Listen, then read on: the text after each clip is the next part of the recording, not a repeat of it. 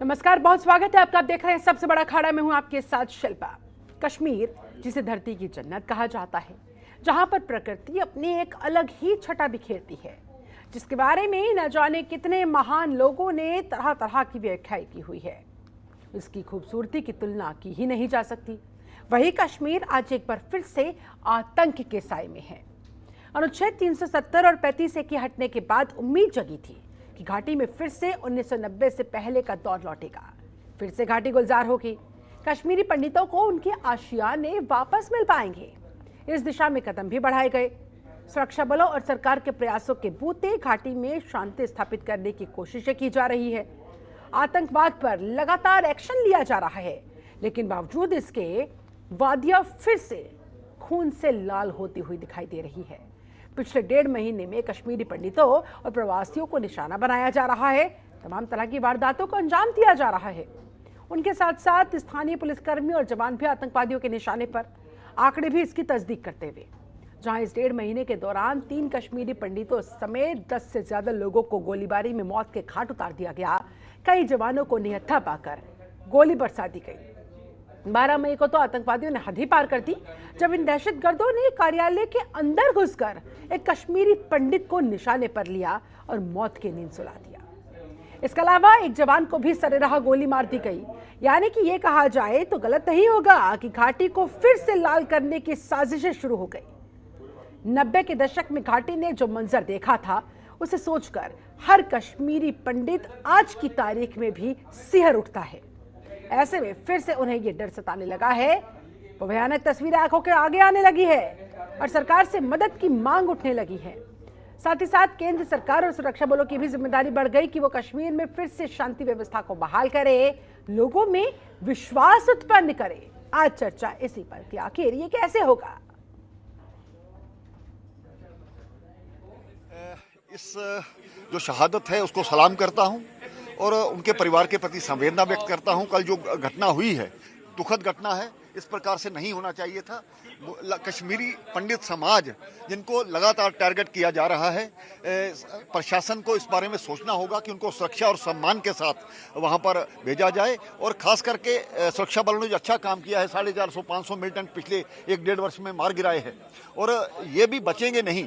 लेकिन पाकिस्तान प्रेरित जो उग्रवाद है, वो कहीं ना कहीं अपना रणनीति चेंज करके सिविल वर्दी में आकर के पिस्टल के साथ वार करके मुझे लगता है इस प्रकार की घटनाओं को अंजाम देता है। अगर उन्होंने रणनीति चेंज की है तो हमारे सुरक्षा बलों को ही कहीं ना कहीं अपनी रणनीति चेंज करने की जरूरत है। मुल्क में हालात बद से बदतर होते जा रहे हैं, जहां मरकजी सरकार अपनी नाकामियां छुपाने के लिए हिंदू मुसलमानों को आपस में लड़ाने का खेल खेल रही है और हिंदुओं को मुसलमानों को और मुसलमानों को हिंदुओं का सबसे बड़ा दुश्मन बना के पेश कर रही है। वहाँ जम्मू कश्मीर वाहिद एक ऐसी रियासत है जहाँ अभी भी हिंदू हो, मुसलमान हो, सिख हो, ईसाई हो, बौद्ध हो, आपस में मिलके रह रहे हैं। ऐसे में तमाम जम्मू कश्मीर के लोगों पे ये फ़र्ज़ आयद होता है कि हम जो हमारे बीच में रहने वाले, चाहे वो कश्मीरी पंडित हो, चाहे हमारे सरदार भाई हो, उनके साथ न सिर्फ खड़े रहें, बल्कि 1947 में जिस तरह से हमने उनके मालो जान की हिफाजत की थी और गांधी जी को उस वक्त जम्मू कश्मीर से एक उम्मीद की किरण नजर आई थी, उसी तरह से हमें चाहिए आज हम अपने माइनॉरिटीज़ के साथ यहाँ खड़े रहें। इसलिए मैं अपने तमाम लोगों से इल्तिजा करती हूँ कि आज जुम्मे के दिन तमाम मस्जिदों में हिंदू मुस्लिम भाईचारे की हिफाजत की पुरजोर वकालत की जाए। और साथ ही में जो जम्मू कश्मीर का जो भाईचारा है, जो जम्मू कश्मीर का जो इतिहास रहा है, जो हिस्ट्री रही है कि हम इकट्ठे रहने वाले लोग हैं, एक सेकुलर स्टेट है, पूरे मुल्क को मैसेज दे, ताकि मुल्क में जो इस वक्त सरकार है उनको मुसलमानों को बदनाम करने का मौका ना मिले। बार बार हो रहा है। कश्मीरी पंडितों के बारे में सरकार हमारी, मोदी जी, अमित शाह जी बहुत ही इमोशनल है। कश्मीरी पंडितों की घर वापसी की बात हो रही थी। 7 साल में कितने घर वापसी हो गए मालूम नहीं, लेकिन जो थे उनको भी वहाँ रहने नहीं दिया जा रहा है, उनकी हत्या हो रही है। मुझे लगता है गृह मंत्री को इस बारे में बहुत ही गंभीरता से सोचना होगा। जिस प्रकार की हत्या कलुष युवा कश्मीरी पंडित की हुई है वो बहुत दर्दनाक है। मैं उनके फैमिली का आक्रोश देख रहा था, बच्चे, उनकी वाइफ, पत्नी, सभी लोग। ये जो चल रहा है कश्मीर में फिर एक बार, ये क्या साजिश है। बार बार कश्मीर की तरफ उंगली मत उठाइए, पाकिस्तान की तरफ उंगली मत उठाइए। हम क्या करने जा रहे हैं कश्मीरी पंडितों के लिए, ये बहुत ही अहम सवाल है। इसके अलावा और भी बहुत सारे सवाल खड़े होते हुए, मसलन घाटी में फिर निशाने पर क्यों है निर्दोष। जी हां, निर्दोष लोगों को एक एक करके टारगेट पर लिया जा रहा है, उन्हें मौत के घाट उतारा जा रहा है। आखिर क्यों? निशाने पर पंडित, कौन कर रहा है ये साजिश? राहुल को मारी गोली, कौन बोल रहा है पाकिस्तान की बोली? बडगाम टू पुलवामा प्रवासियों पर क्यों है निशाना? घाटी फिर हुई लाल, कौन रच रहा है ये बिसात? आज इन्हीं तमाम सवालों के जवाब हम खोजेंगे। हमारे साथ इस समय एक खास पैनल जुड़ा हुआ है। पैनल का मैं जल्दी से आपसे तारुफ करवा देती हूँ। हमारे साथ इस समय बीजेपी नेता अश्विनी शाही जी जुड़े हुए, बहुत स्वागत करती हूँ सर आपका। हमारे साथ चंद्रमोहन जी मौजूद हैं, नेता कांग्रेस, बहुत बहुत स्वागत है आपका। आपसे थोड़ी देर में पीडीपी प्रवक्ता वीरेंद्र सिंह सोनू जी भी हमारे साथ जुड़ जाएंगे और वरिष्ठ पत्रकार डॉक्टर इंदु कांत जी भी हमारे साथ जुड़ चुके हैं। आपका भी बहुत स्वागत। चर्चा की शुरुआत सबसे पहले अश्विनी शाही जी आपके साथ। आखिरकार क्यों बार बार कश्मीरी पंडितों को यह झेलना पड़ रहा है? दशकों से उनके इस दर्द का क्या कोई अंत नहीं?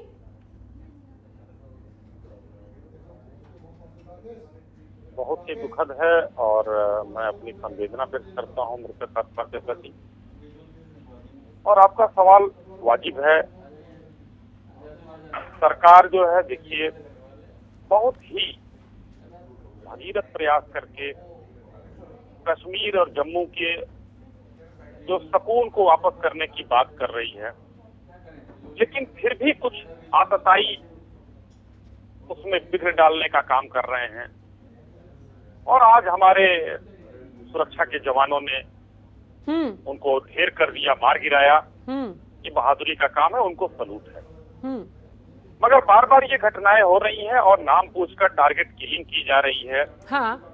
ये सरकार के बेहतर कामों में बिगड़ डालने का काम है। और वहाँ जो एंटी सोशल एलिमेंट है, जो उग्रवादी है, जो उनके समर्थक हैं, जो बुरहान वानी को वहां पर शहीद बताते हैं, आतंकी नहीं बताते हैं, ये उन लोगों की करतूत है।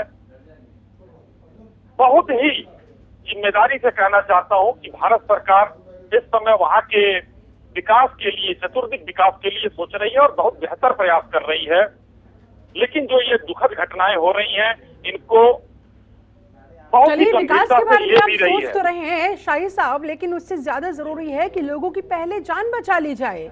अनुच्छेद 370 और 35A के हटने के बाद जो दावा किया जा रहा था बीजेपी की तरफ से, मानो सब कुछ रातों रात बदल जाएगा, अब क्या वो इफेक्टिवनेस उसकी कम होती दिखाई दे रही है? क्योंकि ये आंकड़े और आंकड़ों के साथ साथ ये तस्वीरें घटनाओं की, वारदातों की, तो इसी तरफ इशारा करती हुई। शिल्पा जी, देखिए, एक उसके बाद से आप ये देखिए कि कितने आतंकी मारे गए हैं, ये भी एक देखने वाली बात है। किलिंग्स हुई है, वो लोग जिस तरीके से अब छुप छुप कर कोई बैठा हुआ है, आए और गोली मारकर चले जा रहे हैं, इस तरीके की घटनाएं हो रही हैं। ऑफिस में देखिए, कल की जो घटना हुई, ऑफिस में गए हैं, नाम पूछा है और गोली मार दिया है। तो ये घटनाएं रोकने के लिए पुलिस तत्पर है। अभी पीछे कुछ दिन पहले पुलिस वाले को मार दिया गया इस तरीके से।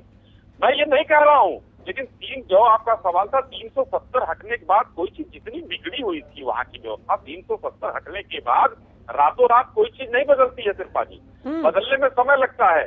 जब विकास का हम मार्ग दिखा रहे हैं, वहाँ सड़क बना रहे हैं, अब धीरे धीरे इन आतंकवादियों को पनाह देने वाला कोई नहीं बचेगा वहाँ। लेकिन अभी थोड़ी सी स्थिति ऐसी नहीं है कि एकदम हम रातों रात उसको हम सही कर देंगे। हम स्थिति को कंट्रोल करने में बहुत हद तक आगे आ गए हैं। विकास की जो वहाँ पर एक गंगा बहाने की बात थी, तो आपको ये लगता है जब वहाँ पर विकास शुरू हो जाएगा, सड़कें बन जाएगी, तो वहाँ पर आतंकी घटनाएं रुक जाएंगी? आपको ये लग रहा है? जी, विकास होने से वहाँ के नौजवानों को हम रोजगार दे रहे हैं। हाँ। वहाँ की जहाँ गांव में सड़कें नहीं थी, वहाँ पर हम सड़क दे रहे हैं। इंडस्ट्री बना रहे हैं। तो जब वहाँ के लड़के जो आतंकियों के साथ रहते थे उनका जो है वहाँ पर पलायन रुकेगा। दूसरी तरफ पाकिस्तान से आने वाले जो आतंकवादी हैं उनको हम बॉर्डर पर मार गिराने का काम कर रहे हैं, रोज बंकर पकड़े जा रहे हैं और उनको मारने का काम हमारी सेना कर रही है। लेकिन संजय राउत जी तो कह रहे थे कि भाई हर चीज का दोष पाकिस्तान पर मत देना सही नहीं है, जो कुछ हमारी कमियां हैं उन पर हमें गौर करना होगा, उन्हें हमें ठीक करना होगा। हर चीज के पीछे पाकिस्तान या पाकिस्तान की साजिश कहकर पल्ला झाड़ लेना कहां तक सही है? पल्ला नहीं कोई झाड़ रहा है शिल्पा जी, संवेदनशील विषय है, लेकिन अगर जिसकी कारस्तानी है उसको तो बताना ही पड़ेगा कि पाकिस्तान के लोग, पाकिस्तान के द्वारा ट्रेन किए गए आतंकवादी जो हमारे जम्मू कश्मीर के नौजवानों को भटका रहे थे, आज वो भटकाव कम हुआ है, खत्म नहीं हुआ है। अब धीरे धीरे उस पर काम हो रहा है। जब विकास होगा, जब वहाँ पर कॉलेज खुलेंगे, जब वहाँ पर इंडस्ट्री लगेगी, तो ये जो भटकाव बंद होगा और बंद अब उसका मार्ग धीरे धीरे भटकाव बंद होगा, धीरे धीरे विकास कार्य होंगे। तो आप कह रहे हैं कि आतंकी घटनाएं धीरे धीरे खुद ब खुद खत्म हो जाएंगी। हमारे साथ थे कांग्रेस नेता लगातार जुड़े हुए चंद्रमोहन जी। चंद्रमोहन जी, आपका रुख करते हुए क्या लग रहा है सर, आखिरकार घाटी को खून के लाल से रंगने से कैसे रोका जाए? क्या कुछ किए जाने की आवश्यकता है? क्यों आखिरकार घुस घुस कर टारगेट पर लेते हुए कश्मीरी पंडितों को एक बार फिर से निशाने पर लिया जा रहा है, उन्हें मौत के घाट उतारा जा रहा है? ये कैसे रुकेगा? और तथ्यस्थ हो देश के अंदर और तथ्यस्थ होते हुए उसकी नीति स्पष्ट ना हो, तो फिर उस स्पष्टता का जो खमियाजा है देश की जनता को, स्टेटों को भुगतना पड़ता है। जो इस बात का प्रमाण है कि जो सरकार छाती ठोक कर बात करती थी और ये कहती थी कि कश्मीर के अंदर अलगाववाद खत्म हो गया, आज उसी सरकार के अगेंस्ट में, उन्हीं नेताओं के अगेंस्ट में, उन्हीं कश्मीरी पंडितों ने उसके अगेंस्ट नारे लगाए और नारे लगा के उनको बाहर जाने को कहा। तो शर्मसार होना चाहिए ऐसी सरकार को। और मेरे मित्र भी हैं भाजपा के, और वो बात कह रहे हैं, आज उनकी वाणी के अंदर जो तर्कस होना चाहिए था वो तर्कस नहीं, कहीं ना कहीं उनका मन आज इस बात को मान रहा है कि वो विफलता की सीढ़ियां चढ़ चुके हैं और विफलता उनके कदम चूम चुकी है। क्योंकि विकास किसी भी कीमत के ऊपर अलगाववाद, आतंकवाद और देश के अंदर विभाजन की नीति को नहीं रोक सकता। उसको रोकने का सबसे पहला तरीका है भाईचारा, अमन और धर्म की निरपेक्षता, सब धर्मों का सम्मान करना और देश की बनावट और सलावट के अंदर सबको साथ लेके चलना। अगर आप एक धर्म, एक मजहब के लिए मूक हो जाएं और आपके चेले चपाटे, आपके नेता और मंत्री दूसरे के लिए अवाक होकर आवाज उठाएं, तो ऐसे वातावरण देश के अंदर आएंगे। और उस वातावरण का उदाहरण है, मैं पूछना चाहता हूं अपने मित्र से कि आज ओवैसी ने औरंगजेब की समाधि के ऊपर कैसे फूल चढ़ा दिए आपके होते हुए। अगर आप 56 इंच की छाती को लेके पाकिस्तान में अटैक कर सकते थे, तो उस औरंगजेब की समाधि पे जो कोई नहीं जाता था, तो आपके शासन में, आपके केंद्र सरकार के अंदर कैसे चला गया वहां पर वो? तो मुद्दों की राजनीति से और बेसिकली ध्यान भटकाने के लिए ये लोग शर्म की नदी को पार कर चुके हैं। आज जिन बात को करते हैं, अलगाववादियों को ये 6 महीने पहले दिल्ली में मीटिंग किसने करी थी? देश के प्रधानमंत्री ने। और जिनसे करी थी उसमें से 2 तो आतंकवादी थे। और मजेदार बात आप देखिए, दुर्भाग्य इस देश का कि उस मीटिंग में कश्मीरी पंडित एक नहीं बिठाया गया था। और 2 अलगाववाद नेता आप कहते हैं, फारूक अब्दुल्ला फैमिली बोलते हैं आप मुफ्ती मोहम्मद की फैमिली, और दोनों के साथ आपने सरकारें बनाई। एक बार अटल बिहारी वाजपेयी के साथ बाप बेटे को मंत्री बना दिया आपने, और दूसरी बार में जब आप मुफ्ती मोहम्मद के उसमें आए तो आपने आतंकवादी छोड़े और उसकी अलगाववादी को चीफ मिनिस्टर बना दिया, को छोड़ते चले गए। तो आपकी ये नीति देश को आज नुकसान कर रही है। स्पष्टता की नीति रखो, स्पष्टता के साथ देश के हर ठीक है। एक तरफ आप वहां के लोगों की चिंता करते हैं, शाहिद साहब जल्दी से जवाब दीजिएगा तमाम जो आरोप चंद्रमोहन जी की तरफ से लगाए गए हैं, और दूसरी तरफ जानबूझकर आप बढ़ावा देते हैं। उसके बाद डॉक्टर इंदुकान जी, मैं सीधा आप ही के पास आऊंगी, जल्दी से आपका रिएक्शन शाहिद साहब। 370 ये लोग हटा नहीं पाएंगे, 3 पीढ़ियां आ जाएंगी, नहीं हटा पाएंगे। कांग्रेसी लोग कहते रहे। यासीन मलिक प्रधानमंत्री आवास में पाया जाता रहा, वो आज उनके प्रवक्ता हमारे मित्र चंद्रमोहन जी इस तरीके की बात कर रहे हैं। आज एक संवेदनशील विषय पर हम बात करने के लिए आएंगे, तो अपने विचारों में, वाणी में उग्रता लाना मेरा स्वभाव नहीं है।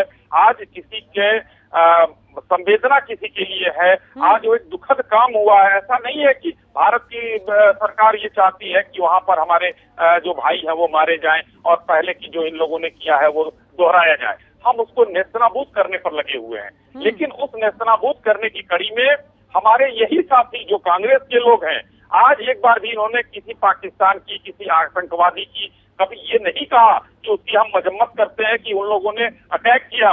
इन्होंने सिर्फ और सिर्फ भारत सरकार और जम्मू कश्मीर सरकार पर अटैक किया। इनको ये कहना गवारा नहीं हुआ कि वहाँ के आतंकवादियों की हम निंदा करते हैं, पाकिस्तान की शरारत अगर होगी तो ये गलत है, इन्होंने नहीं कहा। क्योंकि जो डोजियर सप्ताह है, एक लाइन में खत्म करता हूँ, जो डोजियर सप्ताह है ईवन का, उसमें राहुल गांधी का बयान आता है हिंदुस्तान के खिलाफ, ये वो पार्टी उनकी किसी को चिंता नहीं है। चलिए ठीक है चंद्रमोहन जी, आपका मैं रिएक्शन लूंगी, लेकिन उससे पहले वरिष्ठ पत्रकार हमारे साथ डॉक्टर इंदु कांत जी जुड़े हुए हैं। कांत साहब, क्या लग रहा है आपको? बहुत लंबी लिस्ट है सर। पिछले 1.5 महीने की अगर मैं बात करूं, तकरीबन 2 अप्रैल को पुलवामा में बिहार के 2 प्रवासियों को गोली मार दी गई, 3 अप्रैल को शोपिया में एक कश्मीरी पंडित को गोली मारी गई, 3 अप्रैल को 2 सीआरपीएफ जवानों को निशाने पर लिया गया, 7 अप्रैल को पंजाब के प्रवासी मजदूर सोनू शर्मा को गोली मारी गई, 13 अप्रैल, 12 मई, 13 मई, इतनी लंबी लिस्ट। आखिरकार वहां घाटी में ये चल क्या रहा है और कैसे इस पर लगाम लगाई जाए? आखिरकार ये अचानक से वहां हो क्या रहा है, क्या समझ में आता है सर? जनता जी, जो बातें अभी कह रहे थे अश्विनी जी, उसमें तथ्य है।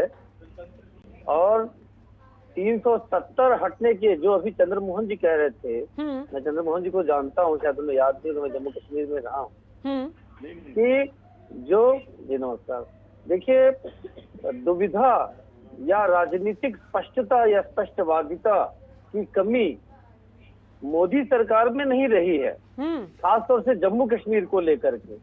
उल्टा आप देखिए कि पार्लियामेंट में 370 हटाए जाने की बात जब हो रही थी तो सबसे अधिक विरोध कांग्रेस ने किया था, लेकिन जब 370 हटा दिया गया तो उसके पक्ष में कांग्रेस के ही हरियाणा के पूर्व मुख्यमंत्री खड़े हो गए, चूंकि वहां चुनाव थे, उनको पता था कि जनमानस क्या कहता है। और आप जानते हैं कि विपक्ष के नेता के तौर पे राज्यसभा में जितना वेहमेंटली विरोध किया था गुलाम नबी आजाद साहब ने, आज वही आजाद साहब जब मोदी सरकार की नीतियों की, जम्मू कश्मीर की नीतियों को अप्रिशिएट करते हैं तो कांग्रेस के नेता उनको दुत्कारते हैं। आप देखिए, ये दुविधा अगर कश्मीर को लेकर के कहीं पे रही है सबसे अधिक, तो मैं स्वयं जम्मू कश्मीर में रहा हूं, मैंने देखा है वो कांग्रेस में रही है कि 370 रखें, हटाएं। 35A, आप ये देखिए शिल्पा जी, आप स्वयं एक महिला हैं, 35A क्या था? चंद्रमोहन जी क्या ये सबके सामने इसको स्वीकार करेंगे कि 35A उचित था? मैंने तो महबूबा मुफ्ती को, जब ये 35A पे बात हो रही थी हाई कोर्ट ने जम्मू कश्मीर के, इसको इलीगल अनकॉन्स्टिट्यूशनल घोषित कर दिया था, तो असेंबली सेशन चल रहा था जम्मू में और उसमें रेजोल्यूशन ला करके हाई कोर्ट के फैसले को पलट दिया गया। 35A क्या है? 35A ये कहता है, उसका लब्बो लुआब ये है शिल्पा जी, कि अगर कोई पुरुष जम्मू कश्मीर का बाहर किसी महिला से शादी करता है, इवन पाकिस्तान की महिला से करता है, इंग्लैंड की महिला से जो फारूक साहब ने कर रखा है, ईरान की महिला से करता है, रेस्ट ऑफ इंडिया के करता है, तो उस महिला को जम्मू कश्मीर की नागरिकता मिल जाएगी, क्योंकि वहां पे स्टेट सब्जेक्ट की बात की। अब तो 370 के कारण वो बात खत्म हो गई।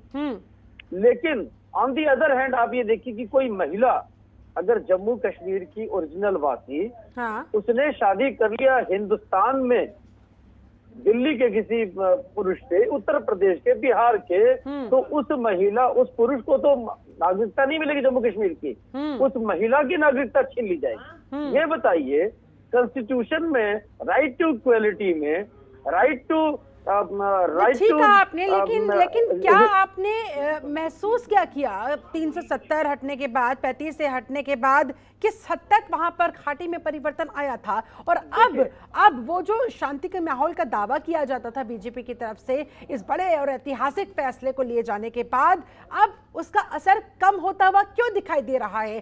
कार्यालय में घुस के, यानी कि आतंकवादी अब वहां पर इस हद तक उतर आए हैं कि ऑफिस में घुसकर वो टारगेट कर करके किलिंग कर रहे हैं और हम कुछ नहीं कर पा रहे। मैंने पहली बात जो कही, वो जो एक कांग्रेस के प्रवक्ता जो चंद्रमोहन जी कह रहे थे, और उसका जवाब जो शाही साहब ने दिया, उस सिलसिले में मैंने केवल इतनी बात कही कि ये दुविधा राजनीतिक जम्मू कश्मीर को लेकर के सबसे अधिक कांग्रेस की नीतियों में रहा है।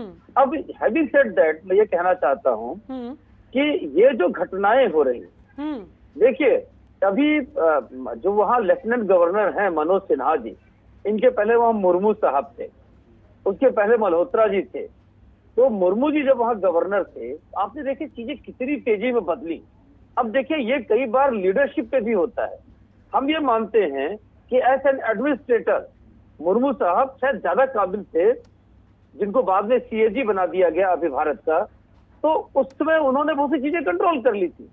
तो ये हो सकता है कि लीडरशिप की किसी कहीं कमी हो हमारे लीडरशिप की कमी, ठीक है।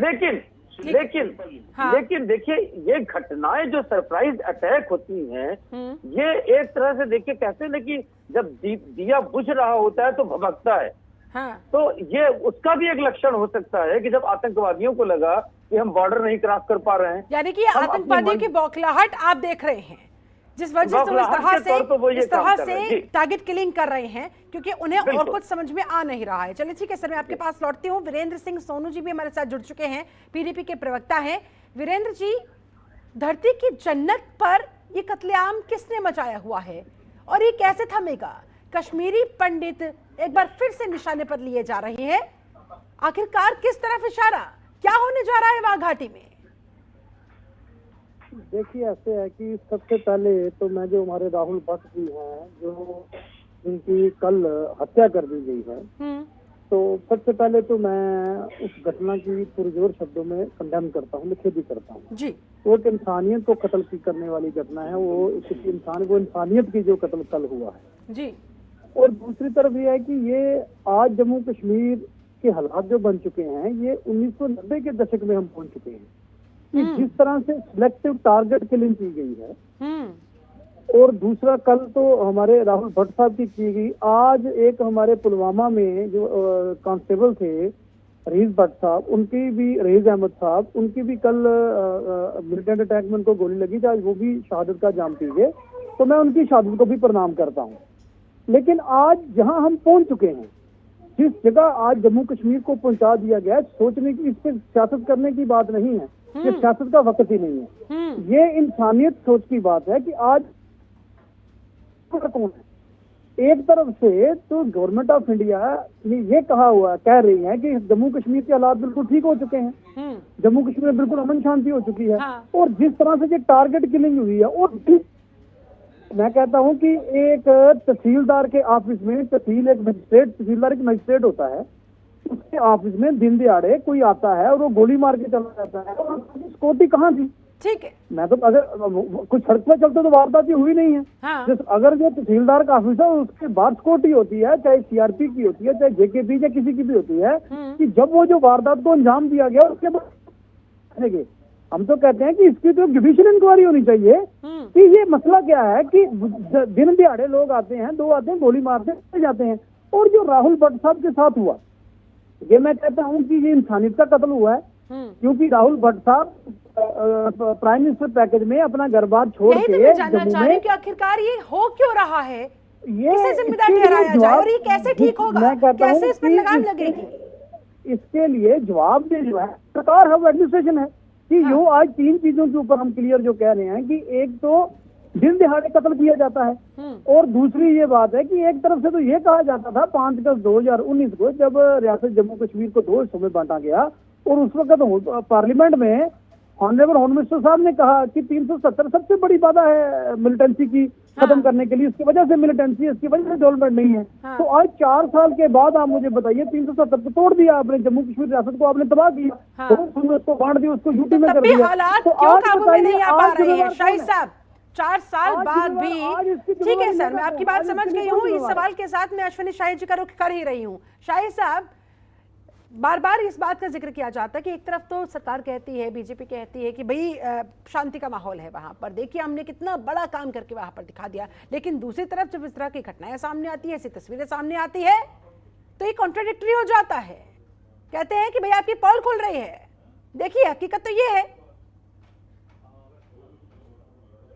मैं आपको कहना चाहूंगा कि 370 जब हटा था तो वो सदन का वो दिन सबको याद होगा जब कांग्रेस विरोध कर रही थी, जिसका जिक्र अभी हमारे भाई ने किया। जब कांग्रेस विरोध कर रही थी तो माननीय गृह मंत्री जी ने सीना ठोक कर कहा था कि कश्मीर और के साथ जो है वो क्या कहते हैं पीओके भी हमारा है, उसके लिए हम जान दे भी देंगे और ले भी लेंगे। हाँ। ये है हमारा डिवोशन।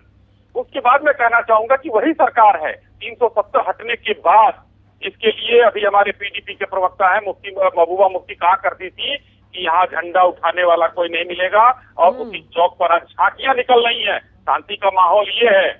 यासीन मलिक जो प्रधानमंत्री आवास में पाया जाता था आज सलाखों के पीछे है, ये है शांति का आगाज।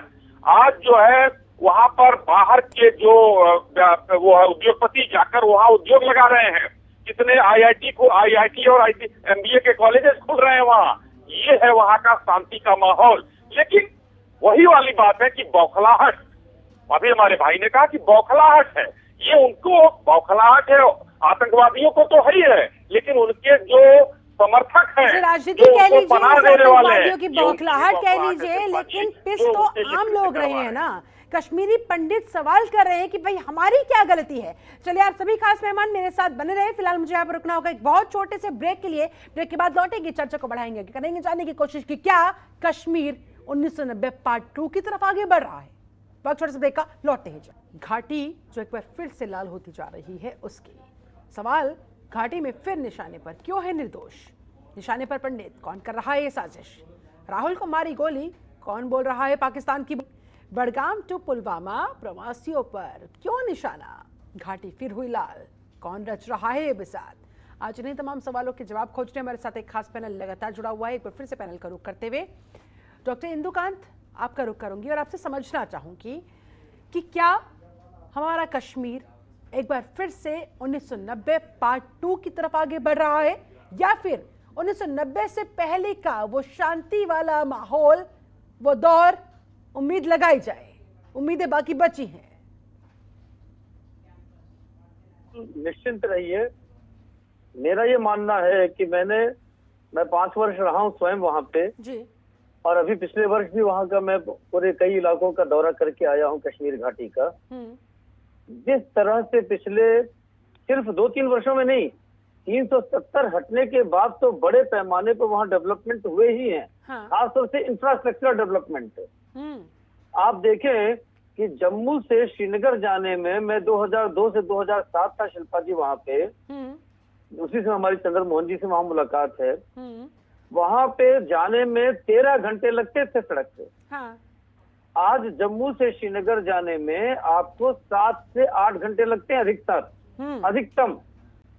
डिफरेंट इलाकों में सड़कों से जोड़ा गया, और ये सब शुरुआत हो गई थी कब, जब वहाँ पे मुफ्ती मोहम्मद सईद की सरकार थी और कांग्रेस के साथ अलायंस में थी और उसको पूरा सपोर्ट कर रही थी केंद्र की वाजपेयी सरकार। ये मैं बात कर रहा हूँ 2002 से 2008 के शासनकाल का।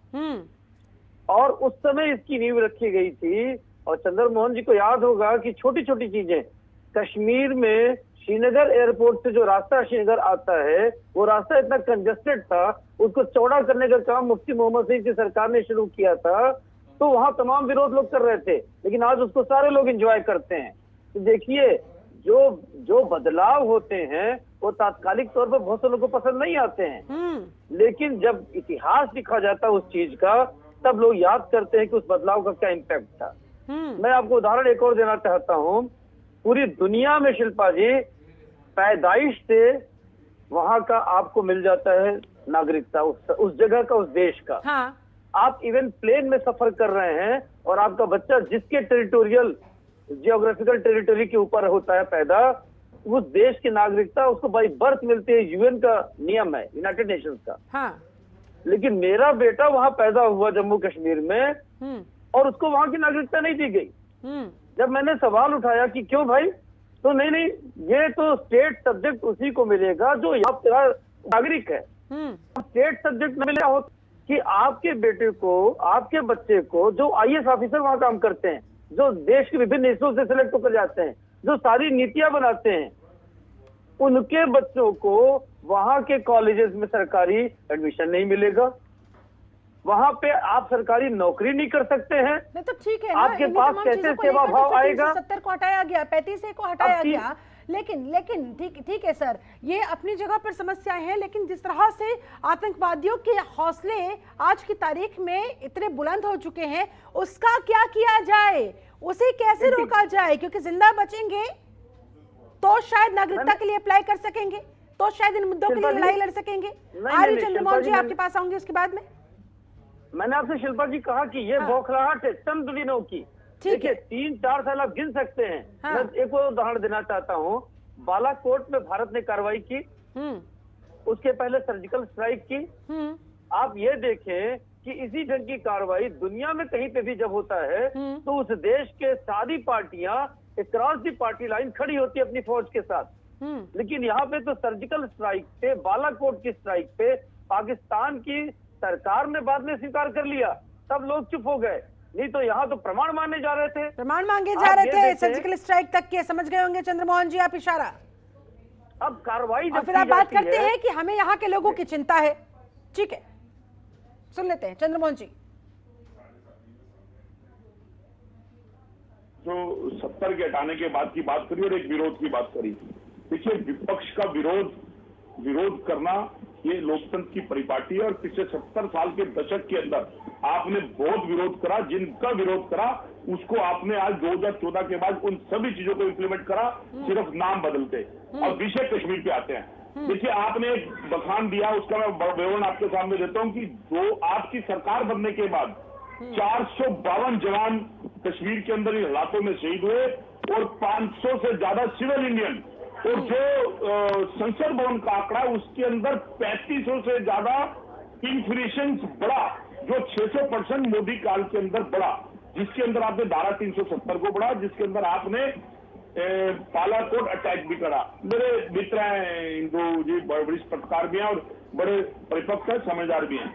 लेकिन अगर कलम का 2 तरह के पेशेंट, इंदू भाई आपकी मेरी हमेशा इस चीज की जरूरत होती है। रोगी ये भी है जिसको, जो रोगी है, एक रोगी वो है जो मधुमेह का रोगी है। वो मधुमेह का होता है लेकिन मीठा जरूर खाता है क्योंकि उसे मीठा पसंद है।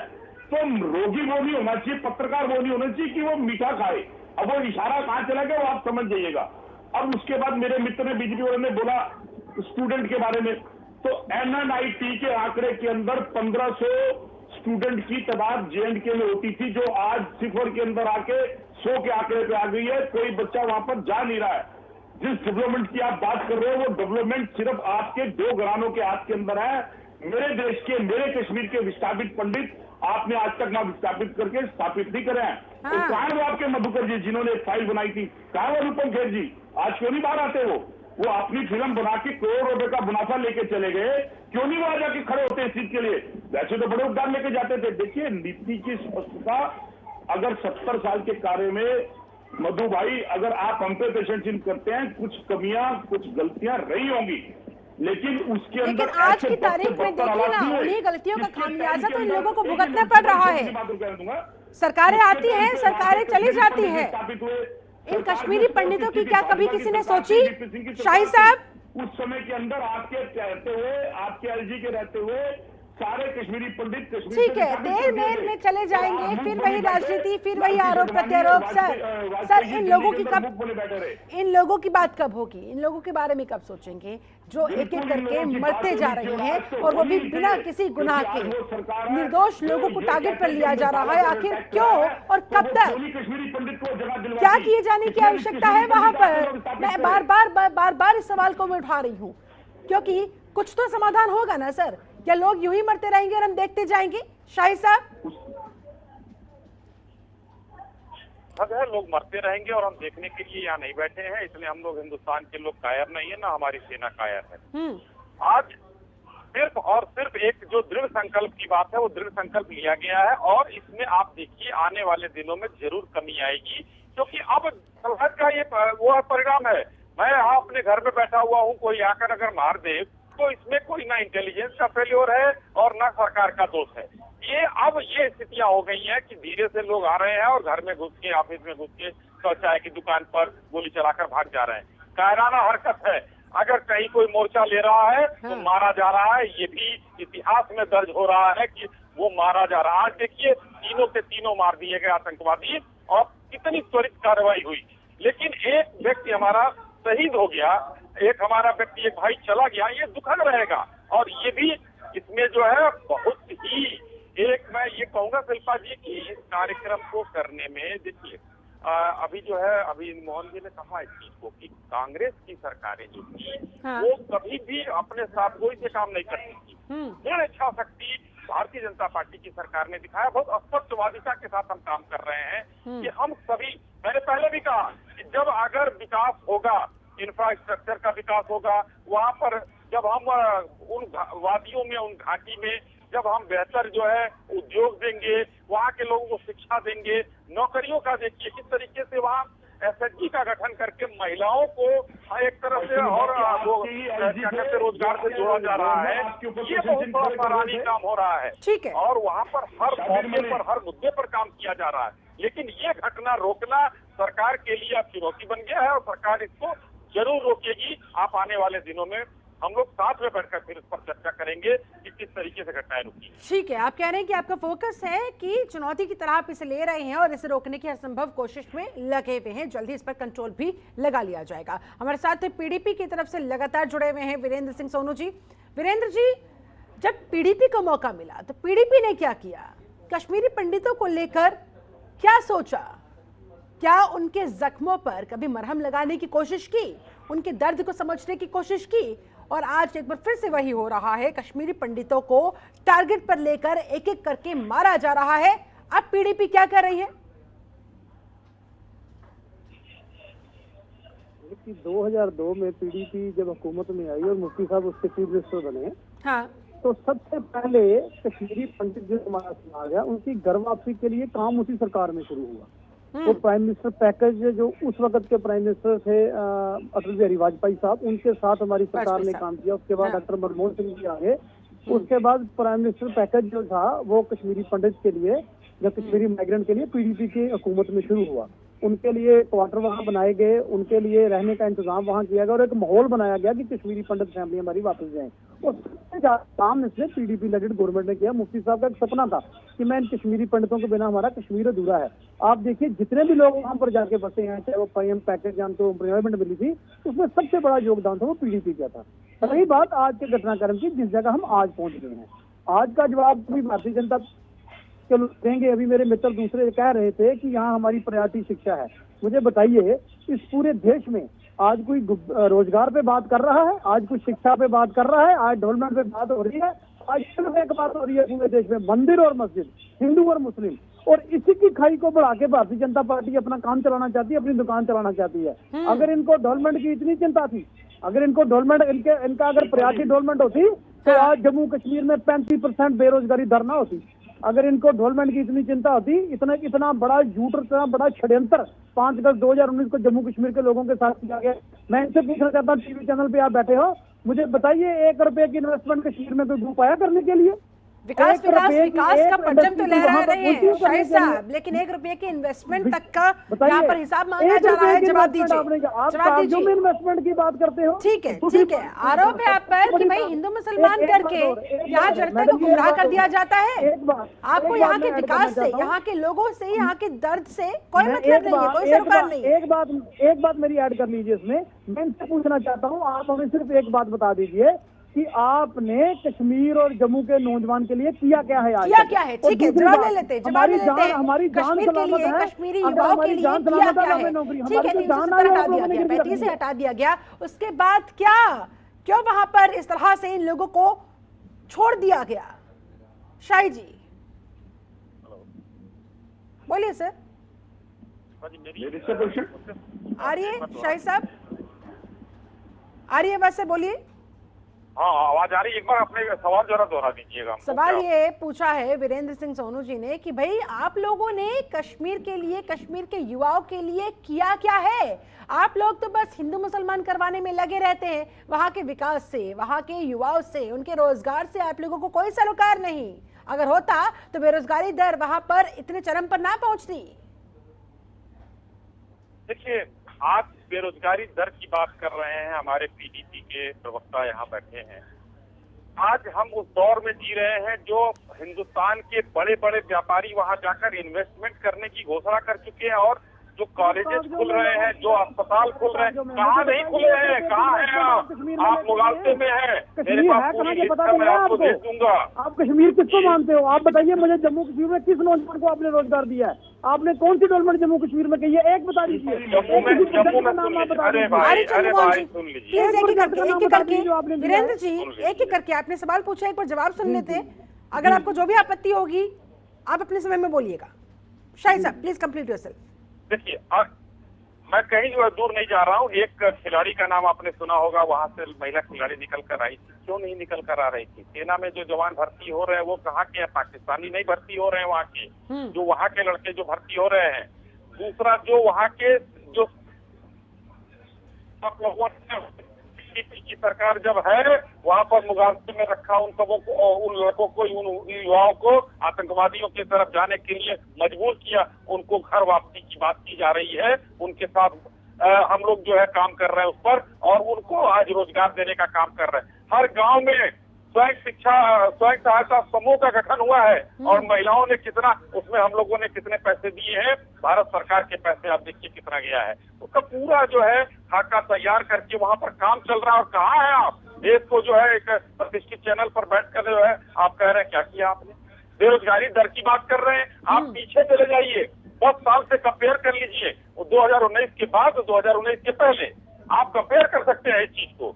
क्या वहाँ पर जम्मू कश्मीर के लोगों ने क्या पाया और क्या खोया? चंद्रमोहन जी आज जो है आपने कह रहे हैं कि भाई बात हो रही है, खुद ही कंपेयर कर लीजिए, हकीकत सामने आ जाएगी कि पहले जम्मू कश्मीर में क्या हुआ करता था और अब क्या हो रहा है। ठीक है शाहिद जी, जल्दी से टेक योर टाइम, उसके बाद चंद्रमोहन जी मैं आप ही के पास आ रही हूँ। परवीन तायर का एक शेर है, वो लेडी है, वो कहती है कि जब मैं सच, जब वो झूठ बोलता है तो लबालब कर देता है, और जब मैं सच बोलती हूँ तो मेरा मजाक उड़ जाता है। वो प्रवृत्ति भाजपा के नेताओं की है। देखिए आज कितना बड़ा आपके नेशनल चैनल पे एक तर्क विभेद हुई कि पीडीपी ने बीजेपी में पेशन कर दिया और बीजेपी ने पीडीपी में पेशन कर दिया। तो आप विचारधारा देखिए, ये वो पार्टी है जो विरासत में दिखाती थी सत्ता हासिल करने के लिए। जब सत्ता चाहिए थी तो पीडीपी बीजेपी एक ही सिक्के के दो पहलू थे। वो तब भी थे जब वाजपेयी की सरकार थी, वो तब भी थे जब मोदी जी की सरकार भी थी। और इन्हीं के प्रश्न चिन्हों के ऊपर, इनके पद चिन्हों पर इन पे प्रश्न कौन खड़ा करता है? इनकी 35 साल पुरानी शिवसेना और इनकी 30 साल पुरानी सहयोगी अकाली दल। अच्छा चलिए हम मान लेते हैं चंद्रमोहन जी, इन लोगों ने कुछ नहीं किया, लेकिन एक लंबा अच्छा खासा समय तो कांग्रेस पार्टी को भी मिला था ना। कांग्रेस ने क्या कर लिया? देखिए कांग्रेस ने किया, मनमोहन सिंह जी के टाइम के ऊपर कश्मीरी पंडितों को विस्थापित किया, उनके मकान बनाए, रोजगार के अंदर रोजगार का इंफ्रास्ट्रक्चर को डेवलप करा। जिस पुल को, जिस वो ड्रेन बोल को इन्होंने ओपन करा, वो मनमोहन सिंह जी के युग और मनमोहन सिंह जी के काल के अंदर हुई थी। आज अगर कश्मीरी पंडितों के मकान बनाए गए कांग्रेस सरकार की तरफ से, तो वो लोग कौन है? वो कश्मीरी पंडित कौन है जो आज देश के अलग अलग हिस्सों में रहने के लिए मजबूर है और जो एक एक पल का इंतजार कर रहे हैं, गिन रहे हैं, काट रहे हैं कि हम कब अपने घर वापस लौट पाएंगे? वो कश्मीरी पंडित मेरे देश के हैं, मेरे कश्मीर के हैं, लेकिन वो किसके टाइम पर गए? मैंने पेशेंट पहले भी आपको उठाया था कि बीपीसी की सरकार के अंदर देश के अंदर सपोर्ट कौन कर रहा था? भाजपा कर रही थी, और उसी समय कश्मीरी पंडित को लगातार विस्थापित करा गया, निकाला गया, और दोनों बड़े नेता चुपचाप बैठे थे। ब्लेम आप कांग्रेस पे देते हो। कांग्रेस के टाइम पर बीजेपी के पहले कश्मीरी पंडितों को, मधु जी इस बात को सपोर्ट करेंगे, कांग्रेस ने उनको स्थापित करा, जगह दी, तालमेल बना के काम करा गया। अगर हमने देश के अंदर सबका साथ लेके सबका साथ का विकास की बात करी है, तो हमने सब धर्म सब मजहब को साथ लिया है। आज विचारधारा कहां चली गई है जो पीडीपी के नेता कह रहे हैं? आज मुद्दों की बात छोड़ के आप इस मस्जिद की बात करते हो, उस मस्जिद की बात करते हो, इस हिंदू की बात करते हो, उस मुस्लिम की बात करते हो। अगर रोजगार की बात करो, लोग आपकी तरफ देख रहे हैं, आप प्रचंड बहुमत की सरकार है, देश की जनता ने आपको इतना बड़ा बहुमत दिया है कि देश के प्रधानमंत्री अगर एक बार बोल दे कि जहां मस्जिद है वहां मस्जिद रहेगी, जहां मंदिर है मंदिर रहेगा, मजाल है कोई व्यक्ति बोल दे। क्यों नहीं बोलते? क्योंकि उनको इससे फायदा होता है, सत्ता मिलती है। मुसलमान से फायदा होता है बीजेपी को, सत्ता मिलती है बीजेपी को। शाहिद साहब जल्दी जल्दी फाइनल कमेंट भी दीजिएगा। कश्मीर जो हिंदुस्तान की जन्नत है, आखिरकार इसे लाल होते रहने से कैसे रोका जाए? केंद्र सरकार इस पर क्या कर रही है, क्या सोच रही है, क्या प्लानिंग हो रही है, और कब वहां पर शांति बहाल होगा?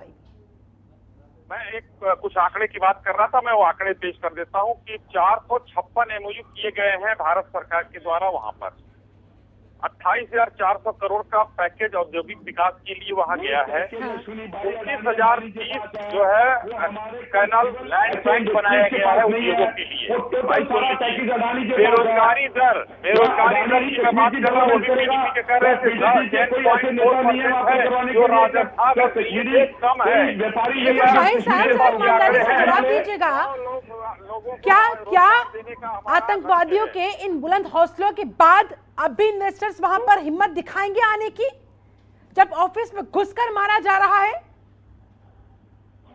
देखिए शिल्पा जी, ये जब हम उनको पलट कर मार रहे हैं, हाँ। अब कोई किसी को छोड़ा नहीं जा रहा, किसी को महिमा मंडित नहीं किया जा रहा है। वहाँ पर जो बुरहान वानी के मरने के बाद जो उनके जनाजे में जितने लोग जा रहे हैं, अब किसी भी ये जो आतंकवादी मारे जा रहे हैं उनके जनाजे में कोई नहीं जा रहा है। बहुत बदलाव आया है और बदलाव आने में समय लगता है शिल्पा जी। ठीक है, बदलाव आने में समय लगता है और कितना समय लगेगा, लेकिन ऐसे में डॉक्टर इंदुकांत जी फाइनल कमेंट चाहूंगी आपसे जल्दी से, सर समय की कमी है। 3 के 2 केंद्रीय विद्यालय IIT और कितना इंतजार, बदलाव आने में समय तो लगता है और कितने दशकों का करना होगा इंतजार? शिल्पा जी देखिए, 330 मेगावाट का किशन गंगा प्रोजेक्ट, हाँ, ये इसी सरकार ने 370 हटने के बाद बारामूला में शुरू किया। और इस तरह के कितने प्रोजेक्ट अभी चंद्रमोहन जी कह रहे थे, बड़े सलीके से उन्होंने कहा कि चीनी और चीनी की मिठास लेने वाले भी कुछ लोग होते हैं। 370 हटने के बाद इन्हीं की पार्टी पहले ही कहा कि गुलाम नबी आजाद जी ने कितनी बातें कही, और निश्चित तौर पर मैं मानता हूँ शिल्पा जी कि जब 3 साल का शासनकाल था मुख्यमंत्री का गुलाम नबी आजाद जी ने, तो वो कश्मीर को जितना अच्छा जानते हैं, जम्मू कश्मीर को जितना डेवलपमेंट उन्हें किश्तवाड़ भद्रवाह में किया शायद ही किसी ने किया होगा। और आज घूम घूम करके राज्य में आपके यहाँ ही गुलाम नबी आजाद जी कहते हैं, और किसी से क्या आप कहेंगे? हाथ कंगन को आरसी क्या, पढ़े लिखों को फारसी क्या चंद्रमोहन जी, कि इस नरेंद्र मोदी की सरकार में जितना काम जम्मू कश्मीर और नॉर्थ ईस्ट के लिए हो रहा है शायद इतिहास में न कभी हुआ, न आगे आप कभी कल्पना करेंगे। और एक चीज मैं बता दूं कि 370 हटने के बाद जो शिल्पा जी बार बार सवाल कर रही थी, एक कॉन्फिडेंस बिल्डिंग होता है लोगों में। अभी देखिए प्राइम मिनिस्टर की विजिट थी शिल्पा जी, यूएई डेलीगेशन आया था, उससे वहीं पे बात हुई गवर्नमेंट की, स्टेट गवर्नमेंट की, सेंट्रल गवर्नमेंट की, और वहाँ जम्मू कश्मीर के LG भी थे, और वो इन्वेस्टमेंट करने जा रहे हैं कश्मीर में। तो चीजें धीरे धीरे आगे बढ़ती है, ठीक कर रहे हैं अपना हमारे शाही साहब। लेकिन अब इसमें अगर कोई सरप्राइज अटैक करता है, बाकी है 1990 से पहले वाला दौर कश्मीर में एक बार फिर से लौट कर आएगा, और उस खुशनुमा सुबह का हम सबको रहेगा इंतजार। चलिए जल्दी से चंद्रमोहन जी फाइनल कमेंट आपका, आपको भी उम्मीदें बाकी बची हैं? देखिए बिल्कुल देश के अंदर भाईचारा अमन स्थापित हो और कश्मीर के कश्मीरी पंडित कश्मीरियों को जगह वहां पर दिलवाई जाए, ये देश का हर नागरिक चाहता है। लेकिन उसके अंदर किसी तरह की राजनीति ना करके देश की सरकार जिस तरह से प्रचंड बहुमत के अंदर चुनी गई है, उसको मतभेद और प्यार बुटाकर इससे पहला सबसे पहले यही कदम उठाना चाहिए कि कश्मीरी पंडितों को स्थापित करे, साथ में वहां पर पूर्ण राज्य के दर्जे के साथ साथ इलेक्शन करवाए, ताकि लोकतंत्र के अंदर एक सरकार चुनी जाए और लोगों के तालमेल के साथ संरचना का डेवलपमेंट कश्मीर के अंदर हो। ठीक है, सबसे पहले वहां पर इलेक्शन हो और उसके बाद फिर चुनकर जनता के बहुमत के साथ एक सरकार है, और उसके बाद फिर इस पर आगे काम किया जाए तेजी के साथ। हमारे साथ वीरेंद्र सिंह सोनू जी भी जुड़े हुए हैं, प्रवक्ता PDP। जाते जाते सर जल्दी से आपका फाइनल कमेंट चाहूंगी, आखिरकार यहाँ हालात कैसे सुधरेंगे और कब तक सुधरेंगे, क्या उम्मीदें लगाई जाए? मोटर बंद करूंगी। देखिए ऐसे है कि उम्मीद पर दुनिया कायम है, लेकिन हालात सुधरने के लिए सरकार को अपनी पॉलिसियां चेंज करनी पड़ेंगी। सरकार को ये देखना पड़ेगा कि जो जम्मू कश्मीर के हालात हैं वो उसके ऊपर उनको नजरसानी करनी पड़ेगी। जो जिस तरह का माहौल जम्मू कश्मीर में बनाया जा रहा है, हमें दिन ब दिन लोग दुनिया तरफ जाती है, हम पिछली तरफ आ रहे हैं। इसलिए जम्मू कश्मीर में अराजकता का माहौल खत्म कीजिए, ये हिंदू मुस्लिम करना बंद कर दीजिए, मंदिर मस्जिद की राजनीति बंद कर दीजिए। जो लोगों ठीक है, हिंदू मुसलमान करना बंद करना होगा, अराजकता के माहौल को खत्म करना होगा, लेकिन करे कौन? आपस में मिलजुल कर ही तो करना होगा। लेकिन एक दूसरे पर सिर्फ आरोप प्रत्यारोप लगा दिए जाते हैं, एक दूसरे को कटघरे में खड़ा कर दिया जाता है, अपने गिरेबान में झांककर एक दूसरे के साथ हाथ से हाथ आगे बढ़ाकर मिलाकर बढ़ना होगा, तभी शायद वहां पर कश्मीर घाटी में हालात सुधर पाएंगे। फिलहाल बहुत शुक्रिया आप सभी खास मेहमानों का। मेरे साथ इस चर्चा में जुड़ने के लिए, समय निकालने के लिए बहुत बहुत शुक्रिया। तो एक एक करके टारगेट्स पर बनाकर निशाना लगाया जा रहा है, कश्मीरी पंडितों को मारा जा रहा है। आखिरकार ये सिलसिला कब खत्म होगा, कब थमेगा, सभी को इंतजार है। कोशिशें हो रही है, कार्रवाई भी हो रही है, आतंकवादियों को ढेर भी किया जा रहा है, लेकिन आम जनता पूछ रही है, कश्मीरी पंडित पूछ रहे हैं कि हमारी क्या गलती है इस राजनीति के चक्कर में, हिंदू मुसलमान के चक्कर में, भारत पाकिस्तान के चक्कर में हम क्यों पिसे। केंद्र सरकार से भी सवाल है, तमाम राज्य से भी सवाल है। वक्त यहाँ पर बस इतनी ही इजाजत देता था। फिलहाल बहुत शुक्रिया आप सभी का मेरे साथ इस चर्चा में जुड़ने के लिए। नमस्कार। खबरों के निष्पक्ष विश्लेषण के लिए सब्सक्राइब करें Jantantra TV and press the bell icon. Never miss any update.